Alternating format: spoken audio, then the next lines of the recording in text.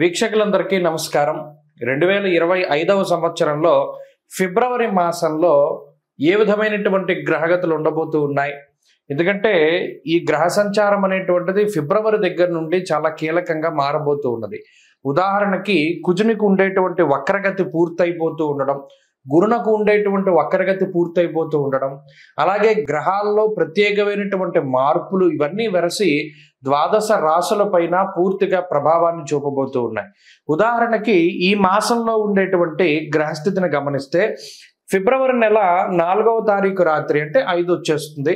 5వ తారీఖుల గాయతూ గురుని యొక్క వక్రగతి పూర్తయిపోతుంది. ఇప్పటి వరకు వక్రించినటువంటి గురువు ఇక రుజుమార్గంలో ప్రయాణం చేస్తూ తన యొక్క సాధారణ ఫలితాలని ఇవ్వబోతూ ఉన్నారు.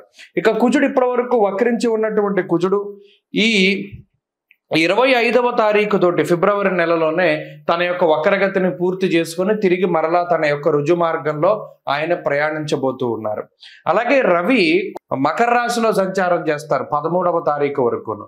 ఆ తదుపరి 13వ తారీఖు లగాయితూ కుంభరాశిలో రవి శని గ్రహాల యొక్క యుతి.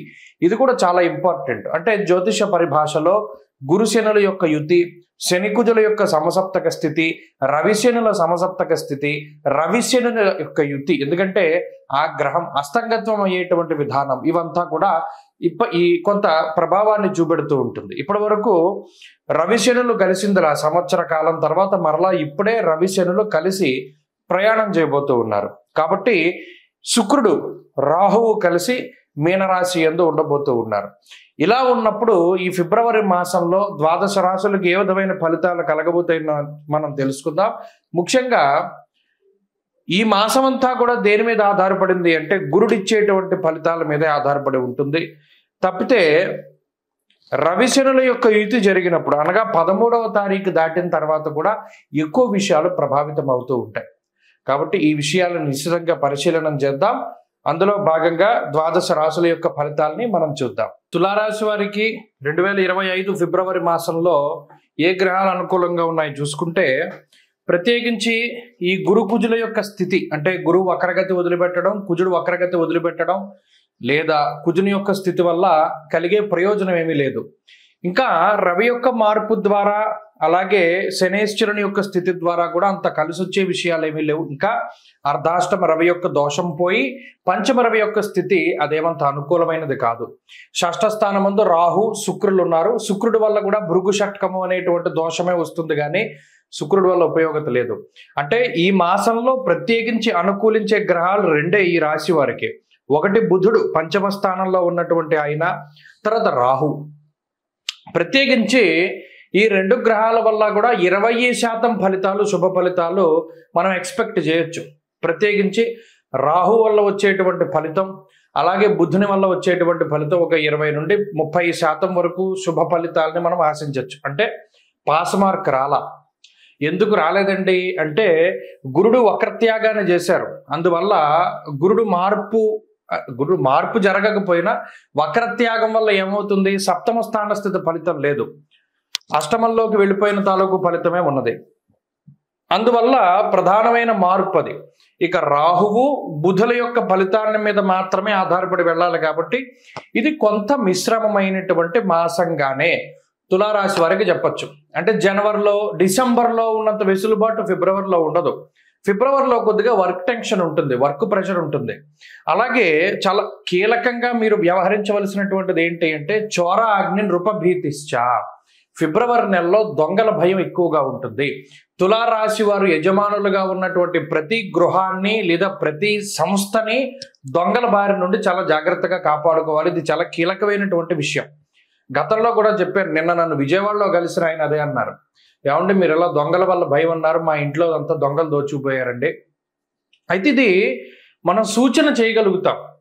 ఫలానా గ్రహస్థితి వల్ల ఏమవుతుందంటే చోరుల వల్ల భయం వస్తుంది అని.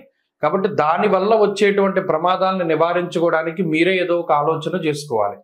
ఇక రెండవది ఏంటి అంటే ముఖ్యమైనటువంటి డాక్యుమెంట్లు కానీ ముఖ్యమైనటువంటి సమాచారం కానీ అది మన యొక్క శత్రువులకి తెలుస్తూ ఉంటుంది. అది ఒకటి తెలియకుండా జాగ్రత్తగా మీరు ఎప్పటికప్పుడు అంటే మిమ్మల్ని మీరు నమ్మడం తప్పితే ఇంకొకరిని ఎవరిని కూడా నమ్మకూడదు. అలాగే కోపం పెరుగుతూ ఉంటుంది, ఫ్రస్ట్రేషన్ వస్తూ ఉంటుంది. ప్రతి ఒక్కళ్ళు మిమ్మల్ని బ్లాక్మెయిల్ చేస్తూ ఉంటారు. అది ఆ స్థితి చాలా ఇబ్బందికరంగా ఉంటుంది. మనం ఎవరికి చెప్పుకోలేము, అలాని మనం ఈ బ్లాక్మెయిల్స్ నుండి బయటపడలేము అనేటువంటి విధానంలో ఉంటుంది ఈ గ్రహస్థితి. ఇవన్నీ కూడా ఏంటి అంటే పైకి కనిపించేటువంటి వాతావరణం వేరు. తులారాశి వారికి అందరూ చూస్తారు, అబ్బా వీళ్ళకేంటిలే అనుకుంటారు. లోపల వాళ్ళు ఇటువంటి సమస్యలను ఎదుర్కొంటూ ఉంటారు.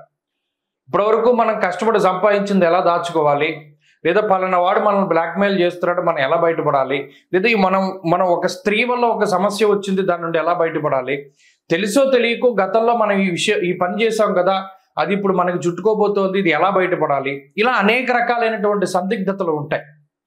ఇవి జనవరి నుండి ఉంటాయి, ఫిబ్రవరిలో ఎక్కువగా కనబడతాయి. ఆ పరిస్థితులపై ఎక్కువగా ఫోకస్ పెట్టాలి తులారాశి వారు.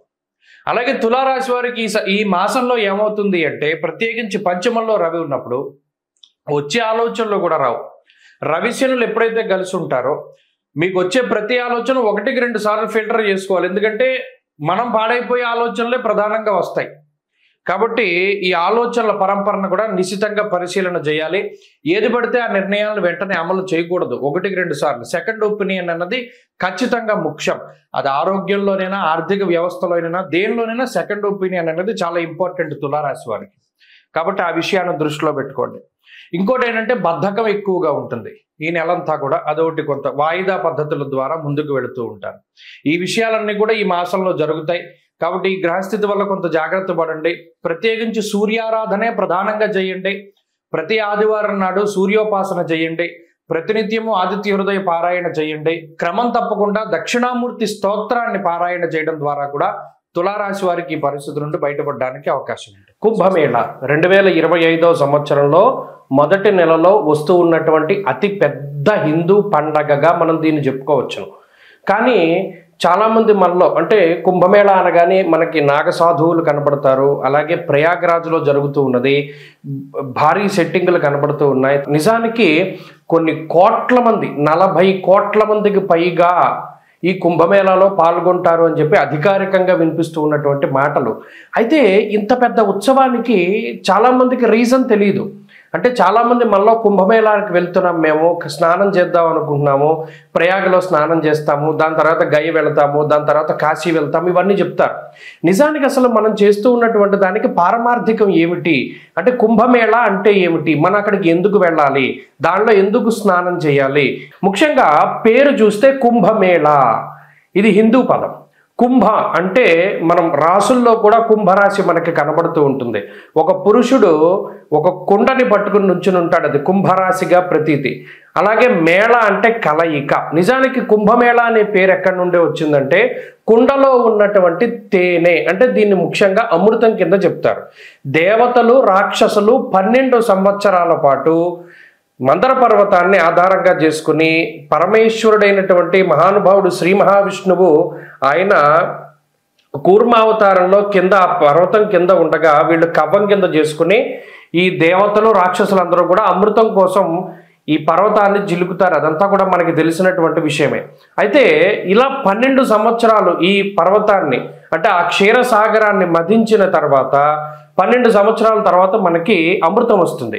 ఈ వచ్చినటువంటి అమృతాన్ని ఎవరు తీసుకోవాలి అనేటువంటి ఈ తోపులాట్లో ఆ కుండలో ఉన్నటువంటి ఆ అమృతము 4 చినుకులు, అంటే చిన్న చిన్నవి 4 ప్రాంతాల్లో పడతాయి భారతదేశంలో. ఆ 4 ప్రాంతాలే ప్రయాగ్రాజ్, ఉజ్జయిని, అలాగే నాసిక్లో ఉన్నటువంటి త్రయంబకేశ్వర్, ఇక 4వది హరిద్వార్. మీరు ఎప్పుడైనా చూడండి కుంభమేళాలు జరిగినప్పుడు ఈ 4 ప్రాంతాల్లోనే జరుగుతాయి. దానికి కారణం ఇది. ఆ అమృతం, ఆ కుండ ఏదైతే మహానుభావుడైనటువంటి శ్రీ మహావిష్ణు స్వరూపంలో ఆయన ధన్వంతరి తీసుకొచ్చినటువంటి అమృత కలశం ఉన్నదో దానిలో నుంచి 4 బిందువులు పడ్డాయి భారతదేశంలో ఈ 4 ప్రాంతాల్లో. అందుకనే ఈ 4 ప్రాంతాల్లోనూ కుంభమేళా అనేటువంటిది నిర్వహిస్తారు. ఫస్ట్ ఆఫ్ ఆల్ ఈ పాయింట్ మనం గుర్తుపెట్టుకోవాలి. ఇక రెండవది, ఎప్పుడెప్పుడు జరుగుతాయండి కుంభమేళా అంటే, ప్రతి కుంభమేళా అంటే ఇందులో మనం ఒకటి గుర్తుపెట్టుకోవాలి, 12 సంవత్సరాలకి ఒకసారి కుంభమేళా జరుగుతుంది.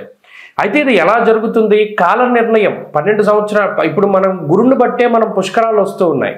గురుని బట్టి ఎందుకు వస్తాయి పుష్కరాలు, అది కూడా మనం ఆలోచించాలి. మనం గుడ్డిగా వెళ్ళిపోకూడదు.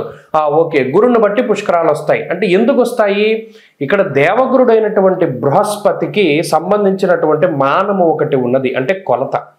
బారుహస్పత్యమానము అన్నాం. ఇప్పుడు మనమున్నాము చాంద్రమానాన్ని అనుసరిస్తాం. సౌరమానం ఒకటి ఉంటుంది, బారుహస్పత్యమానం ఒకటి ఉంటుంది. ఇలా కాలానికి ఉండేటువంటి కొలమానాలు ఒక్కొక్క గ్రహాన్ని ఆధారంగా చేసుకుని ఒక్కొక్కటి ఉంటూ ఉంటాయి. ఇప్పుడు ఉత్తరాదిలో ఉండేటువంటి కొలమానం అంతా బారుహస్పత్యమానము, సౌరమానము అంటారు. ఈ సౌరమానం, బారుహస్పత్యమానాల ఆధారంగా సూర్యుడు, గురుడికి సంబంధించినటువంటి గ్రహ గమనాలను బట్టే ఈ కుంభమేళా వస్తూ ఉంటుంది. ఈ రవిగురుల యొక్క మార్పులు, ముఖ్యంగా రవిగురులు ఇద్దరూ కలిసి వృశ్చిక రాశిలో ఉన్నప్పుడు ఉజ్జయినిలో ఈ కుంభమేళా నిర్వహిస్తారు. అలా కాక రవి మకర రాశిలో సంచరిస్తూ గురుడు వృషభ రాశిలో సంచారం చేసినప్పుడు ప్రయాగలో కుంభమేళా నిర్వహిస్తారు.